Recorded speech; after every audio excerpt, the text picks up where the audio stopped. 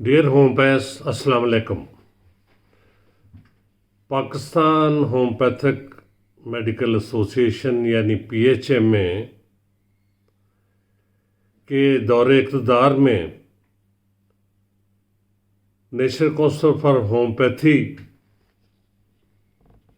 کے ایکٹ میں امینڈمنٹس کا کام ہوتا رہا، لیکن ہمارے اقتدار کے پجاری ممبران کونسل صرف اور صرف اگلا انتخاب جیتنے کے کاموں میں مصروف رہے، اور موجودہ صورتحال یہ ہے کہ نیشنل کونسل فار ہومیوپیتھی اور نیشنل کونسل فار طب دونوں کا وجود ختم ہو رہا ہے، اور ان کو مرج کر کے national traditional complementary and alternative system of medicine کے نام سے کونسل قائم کی جا رہی ہے۔ لیکن ہمارے اقتدار کے پجاری ممبران کے سر پہ جوں نہیں رینگی، انہوں نے نہ خود کچھ کیا۔ ظاہر ہے کہ اقتدار میں جو شخص ہوتا ہے اس کو سارا علم ہوتا ہے، اور وہ منسٹری کے ساتھ اس کا ایک کوآرڈینیشن ہوتا ہے۔ نہ انہوں نے ان ساری چیزوں کو روکنے کی خود کوشش کی، نہ پروفیشنلز کو اعتماد میں لیا۔ گزشتہ روز اس کی فائنل میٹنگ ہو کے یہ دونوں کونسلوں کا مرجر جو ہے وہ فائنل اس کا ڈرافٹ تیار ہو گیا ہے۔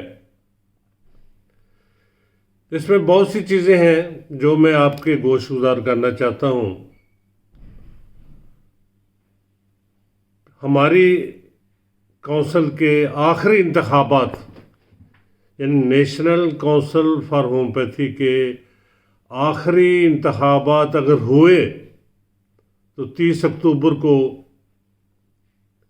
اس کا نوٹیفیکیشن ہو چکا ہے، اور PHMA کے وہی سابق ممبران جنہوں نے اپنے سابقہ 3-4 ادوار میں بہت کارنامے سر انجام دیے پروفیشن کی بہتری کے لیے، وہ پھر آپ کے ووٹ کے حصول کے منتظر ہیں۔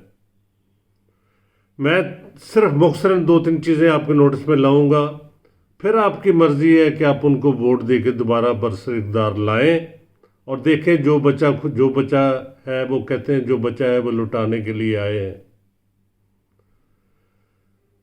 ایک تو نیشنل کونسل فار ہومیوپیتھی کا وجود ختم ہو گیا، اس کا نام ختم ہو گیا اس مجوزہ ایکٹ کے تحت۔ نمبر 2، ہم لوگ 1965 کے ایکٹ کے تحت اپنے نام کے ساتھ ہومیوپیتھک ڈاکٹر لکھتے ہیں، اور اس مجوزہ ایکٹ کے تحت اب اس پہ بھی پابندی لگ گئی ہے۔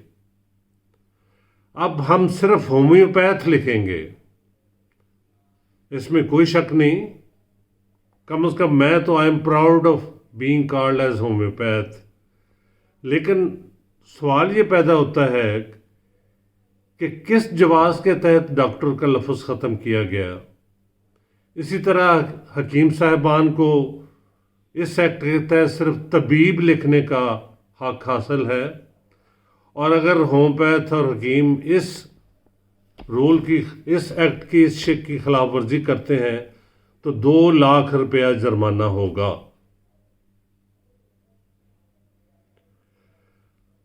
اب یہ دیکھنے کی بات ہے اور سمجھنے کی بات ہے کہ ہمارے کون سے دانشور اسکالرز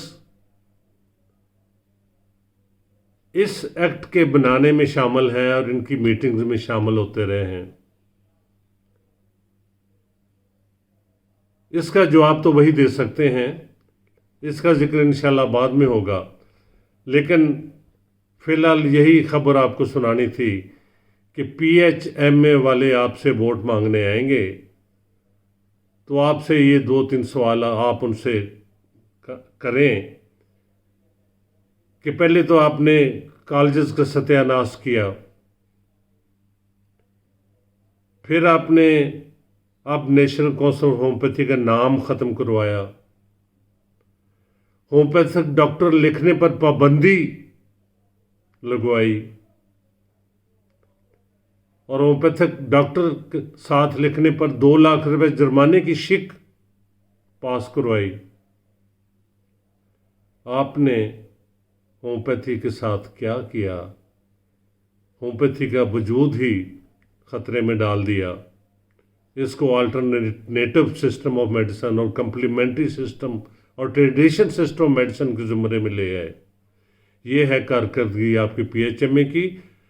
اب چونکہ بات بہت لمبی ہو گئی ہے، انشاءاللہ تعالی ڈیٹیلڈ بعد میں بات ہوگی۔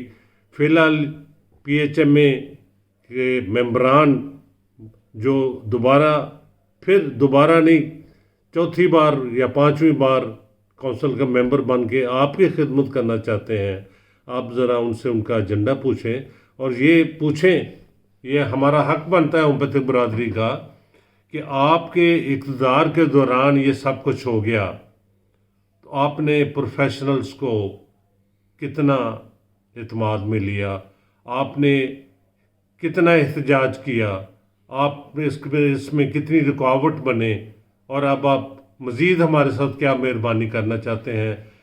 ایک چیز تو میں سمجھ چکا ہوں کہ ہومیوپیتھک کالجز کے مالکان کو نہ سمجھ آئی ہے نہ سمجھ آئے گی۔